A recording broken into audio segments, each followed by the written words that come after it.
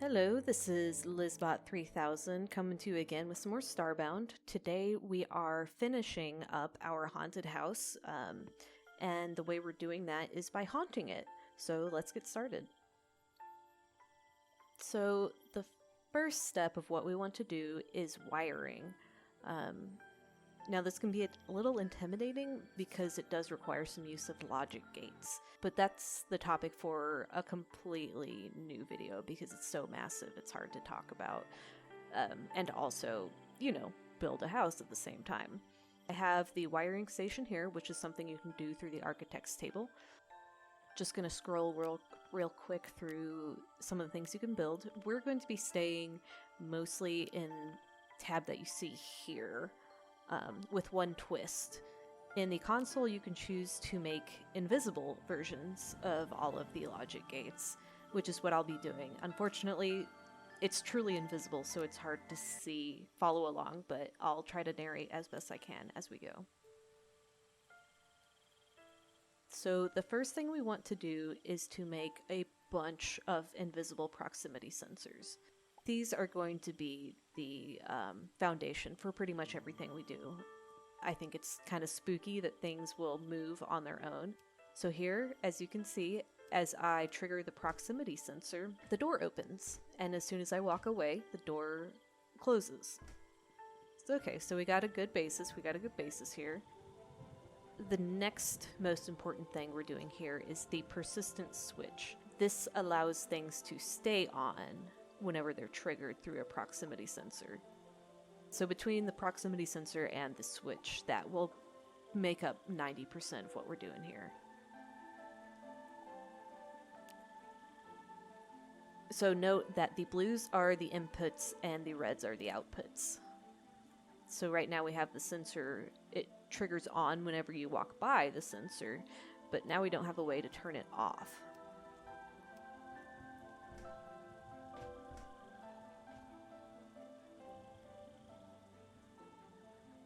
So what we're doing there is we're going to make yet another sensor farther away so that when you're exiting the house, it turns all the lights off. There you can see.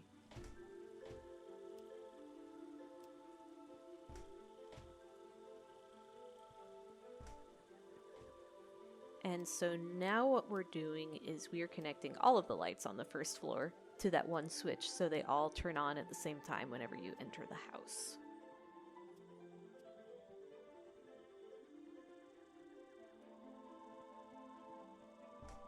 And they turn off. Now I'm turning off the full brightness so you can actually see it in action. And there they go.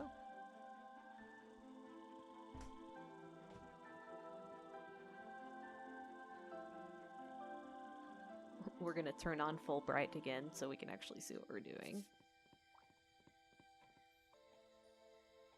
What we're spawning here is an invisible delay gate. It just gives you just a second pause between when you trigger something and when it happens. So this one is a simple input-output. When you put something on the input, as soon as that input is triggered, it delays for just a second and then continues the signal on. So here on this one light, we're making it a little spooky by delaying when it turns on.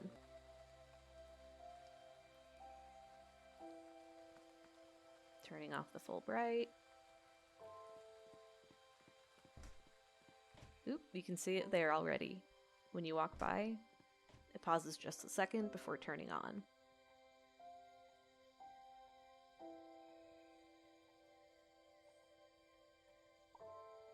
What I decided to do here is I wanted to get even fancier. So I put a proximity sensor real close. I deleted some of the connections so I can actually see what I'm doing. So what I am making here is an invisible XOR switch. And instead of like an on-off like the regular switch is, the XOR says that when only one of the two inputs has a signal, will it send the signal through. So if it has both inputs on or both inputs off, it will remove that signal. So here you can see when we walk by it, it means that there's two inputs now, so it turns off the switch. And here is when I realized that my EPP had a light augment, and I wanted to remove that. So I added a different augment, and now I am creating a lot less light.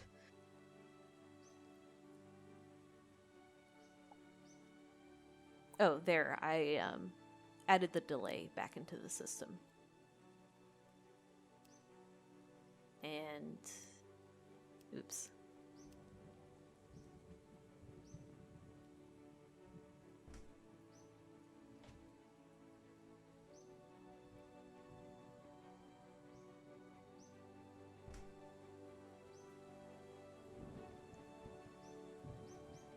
This requires a little bit of fussing when you're first putting it together, just because you're in the middle of tripping all these proximity sensors. So when you're making it, you might have to fiddle with the order that you put it all in. In this one, I ended up just removing the proximity sensor altogether. That first one, I mean. It was just easier to do it that way. Okay, I'm reconnecting the lights.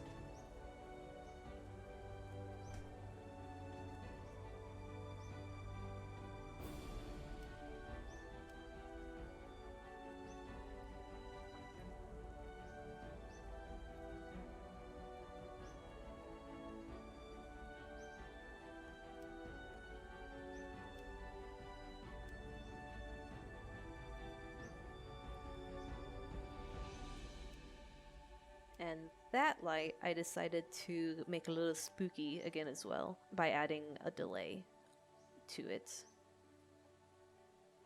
Not as complicated as the previous one, but just enough to give it a little something.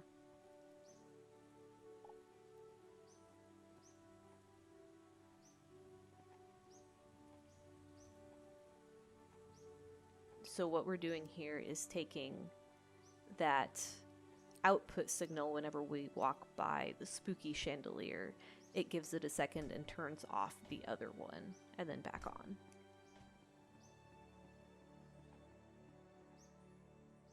So you can see we can get fancy or we can keep it so simple. I just wanted to offer a bunch of ideas of different things you can do with wiring. It's certainly not everything you can do by any stretch of the imagination. This is just what I came up with to make things spooky. If you wanted to get useful with things, that's a whole nother story. So here I added another delay gate for that light to make it seem like you have these unrelated flickerings of light.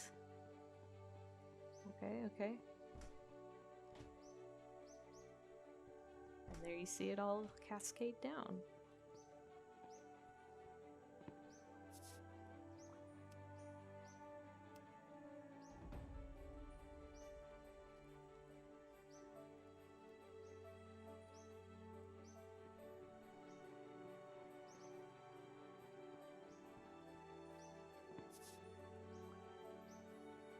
Okay, back to proximity sensors.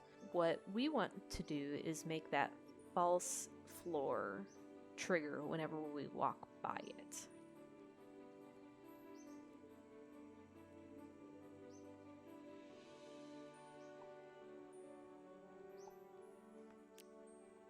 So this one's simple. We have two there. Trigger it and the door opens, and when you finish going through, the door closes. Here you see one of the problems with the proximity sensors is I find myself in between two of them, and so I'm stuck in the floor basically. So I'm just highlighting a problem with the proximity sensors that you can work around. So I added another one in the middle of it, so when I kind of stop there in the middle, it'll still keep the floor open. And just because it's convenient, I added opening and closing the door to that sensor we already have. We've got it complicated enough as it is, am I right?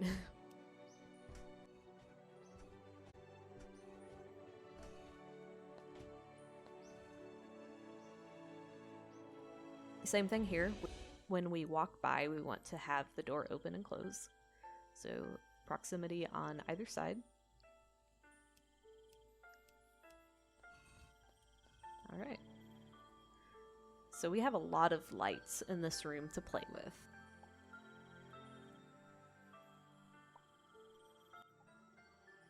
My eventual goal for this one is to have all the lights turn on in succession. And I do know that the main storyline of this game has a lot of these. So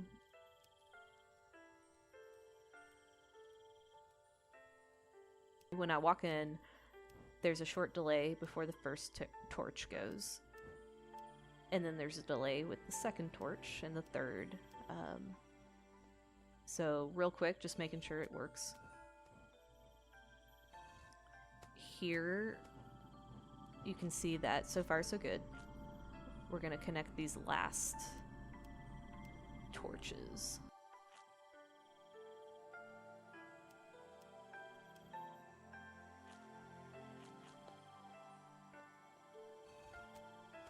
Alright. And here's the point when I realize that I need to have a switch so the lights actually stay on. So I'm going to insert a persistent switch right at the beginning again. So that that very first input cascades down. So input, and then to turn it off, we're going with the proximity sensor on the opposite side of the door. So now we're going to flicker because, again, we're figuring this all out. So as we walk through now, we can tell that it cascaded all the way down just the way we wanted to.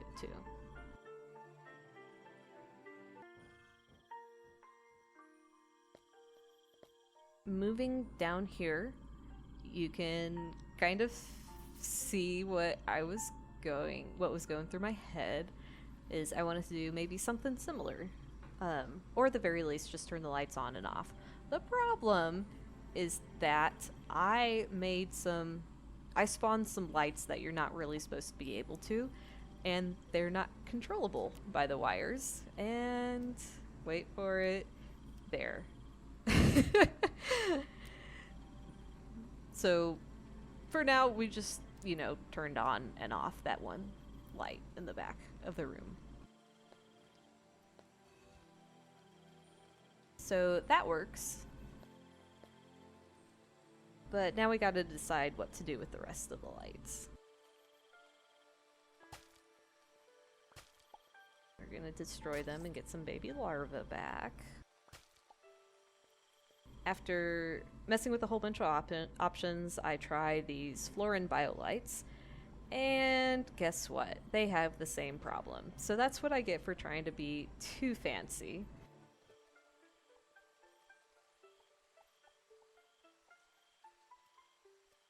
Yep, there it is right there. Nope, nope, nope. Let's try again. Here is an actual light you can craft in the game. It's a toxic lamp, toxic healing lamp that you can get on toxic planets. Quick turn on the light so I can see where I'm placing it. Okay, so we finally have a light that has an input that we can, change. So we have the switch. We wanted a delay on this one.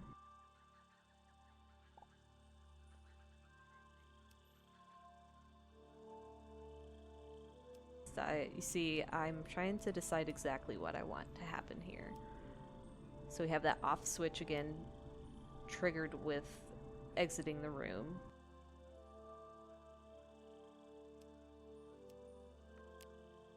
We're going to have both of those lights turn on at the same time.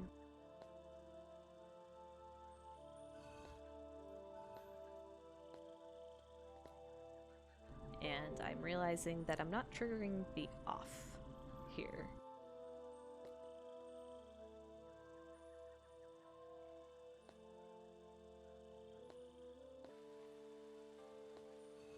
There we go. I'm finally close enough to the proximity sensor that it's turning on.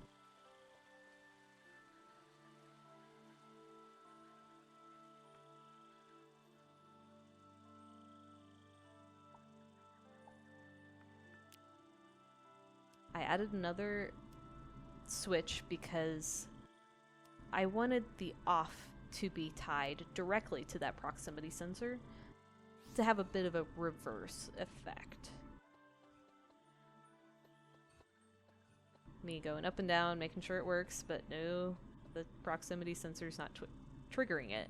So I'm adding another one here so that either of those can trigger the off. So that should cover all of the bases as far as proximity goes. Okay, turn on, turn off. Okay. So that works very good.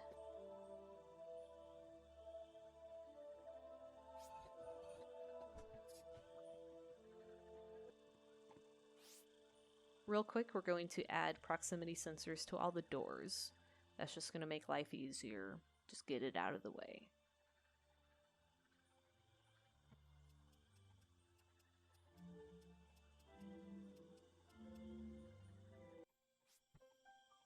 And the next room we're going to do is, after we do 2 more,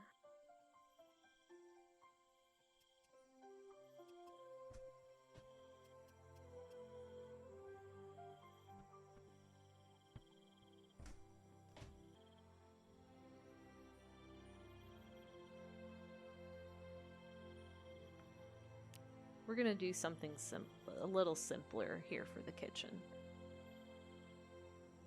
We don't have a lot of things to trigger in here. And I didn't want to bore you guys with the same thing over and over, so just going to breeze through that real quick.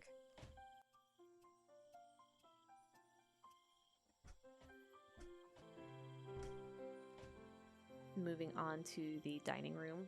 Again, don't want to make it too complicated, but we do want a slight delay, I believe. So opening the door will turn on and off that light.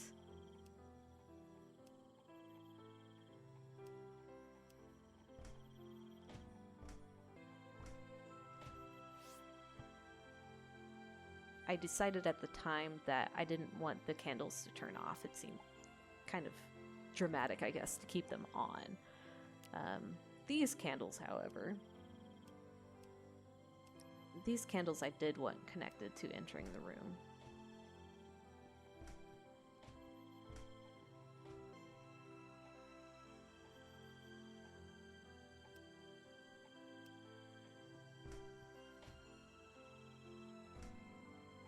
So the next thing I wanted to do in here was something I'd never really tried before, but the idea is that the light will only turn on if you stay in the same place for a second or two. So the way we're doing that is... So there's our proximity sensors.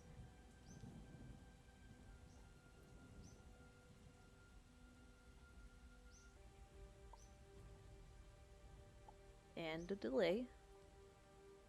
And what we're spawning here is an invisible and, which means it will only send an output when both inputs are triggered. So here we have the proximity sensor going to a delay. And only when you're both sitting there long enough for the delay to trigger will the light turn on. And I'm just repeating it here. So here we have it turned off. And when you walk by, it takes a second. You have to stay there for a second, but it will stay on as long as you're there. Moving on to the library. Again, we're gonna keep this a little simple, like the kitchen. Not too much here, not too much fuss, and honestly, I just want to get on with finishing wiring the house. I've done a lot here. Just doing a real quick test of everything, make sure it works the way I envisioned it. And here I wanted to have something a little fun. When I have these natural volcanic geysers that I'm going to put on either side of the well that will trigger whenever I walk by. So again, another proximity sensor.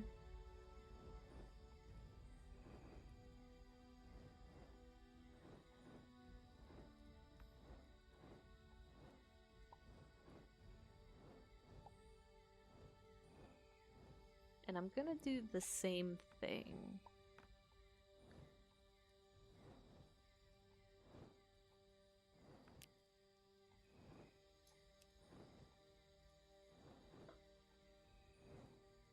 Or at least I thought I was. I eventually nixed the idea again. I don't want to keep it too complicated. So we're ignoring the delay. We're just gonna keep it simple. A simple proximity sensor. Walking through, trying it all again, adding these other lights to be turned on.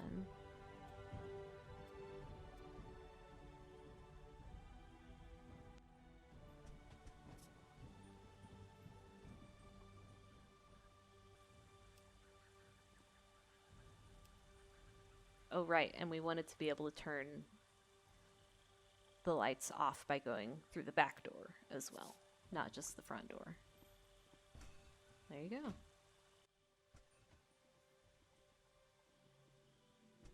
Quick walkthrough, again, make sure it all works. So now what we're gonna do is we're gonna add some critters through it using the spawn monster command. You can see just barely that they're spawning wherever my mouse is, like everything else. You can barely see them because honestly that's the way I wanted to. I found some critters that... All these black critters are found on midnight planets, but finding critters the right way is a whole nother story. It's a subject for another video as well. So again, going through, adding more critters, adding some bugs, some larvae, like roly-polies, some larvae down here. Accidentally killed one. Oops.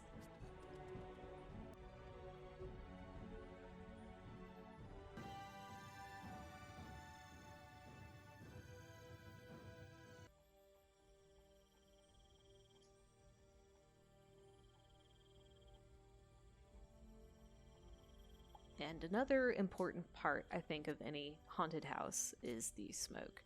So I spawned a bunch of smoke machines. Again, you can find these on midnight planets. Just to add everything, give it a spooky effect. Trying to decide where to put them, wondering how that bird got in the study. Deciding to keep it, because why not? Down here definitely needs one. And we need one. We need two in here. Yeah, we need two. Three. We need three. And it was at this point I realized that the smoke machines emit a light of their own. It's not very bright, but I didn't like that. So I'm going to go through and hook up all of the smoke machines to only turn on when the lights are turned on.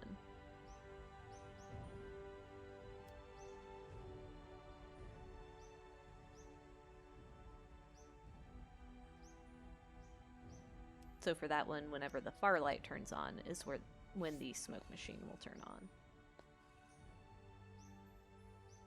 And it makes smoke fast enough that you can't really tell when it's off or when it's on.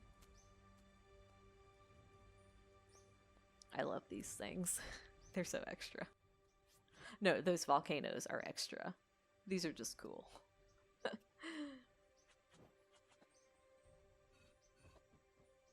And just testing it to make sure it works out. It does.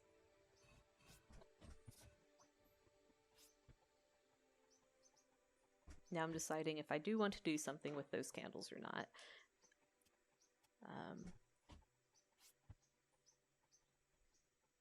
just going through some more and hooking up the smoke machines. Here, rearranging things so that I can put the smoke machine in the middle of the room, where it's actually, you know, making the whole room spooky instead of just the far right end. And I decided the kitchen wasn't spooky enough, so I found the item name for a flickering fluorescent light. I was really hoping that this one would be able to be wired, but unfortunately it's not.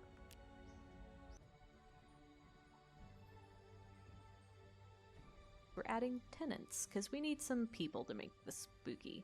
What haunted house is complete without the people? Tenants are a whole nother video again, but long story short, the kind of tenant that appears via the colony deed is dependent on the items in the room. So here we have a plague doctor. In the bedroom we had a Spooksman. In the basement we had Maggot Man. And here I was hoping for a friendly cultist, but instead the items gave me a bone merchant. And the last thing we're doing now is adding real, actual monsters, not just critters. So you, at the creature station, you can make capture pods and tethers for those.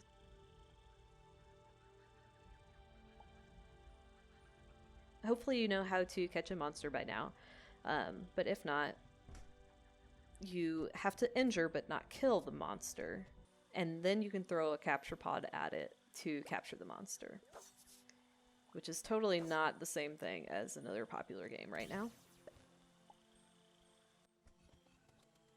But anyway, here we have our tether, and we are going to place our newly caught monster in the tether. And so there, we have our little hemogoblin walking around in there, and we're going to do a few more. Now we're going to add a spookit, which I hate fighting these things, but I love their design. So I've injured it. They can phase through walls. They're very spooky. Caught that one. We're going to put this one in the bedroom. So add a tether. And we're going to add our spookit to that tether.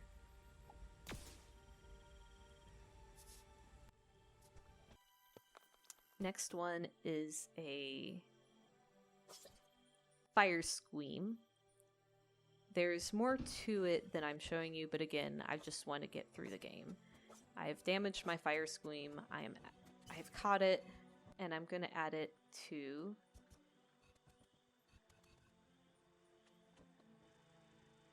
figured it would be good to go with the lava geysers, volcanic geysers.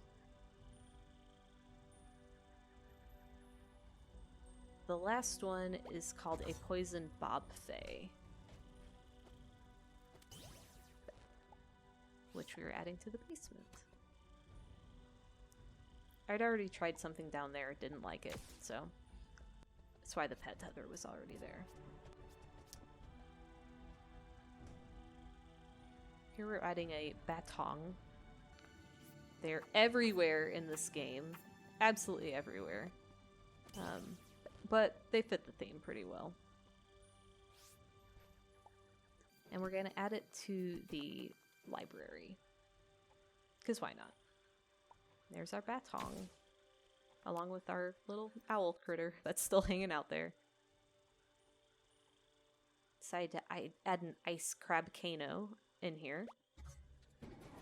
Felt like it fit the, like, freezer, refrigerator theme of it.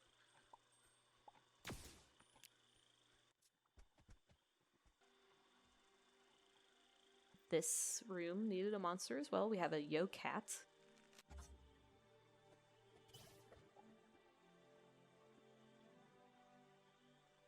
There we go. He's going to walk around. And now I'm leaving and going back down to make sure it all is spawning correctly. Unfortunately, the critters did not stay. And I think if you did it the right way and not using the spawn monster command that I used, they would stay, because you can still see that bird in the study there. But yeah, we're walking through, seeing how spooky everything is.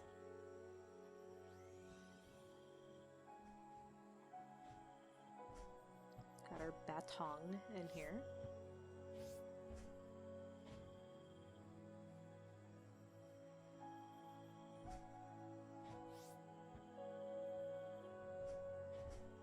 And let's go to the basement.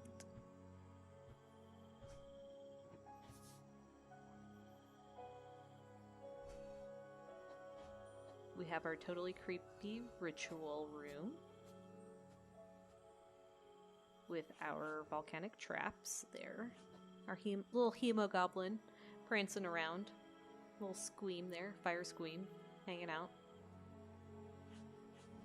The bone merchant trying to sell us bones. Finding another downside of the proximity sensors is that your tenants can trigger them as well. So we're kind of stuck right there with our Maggot Man.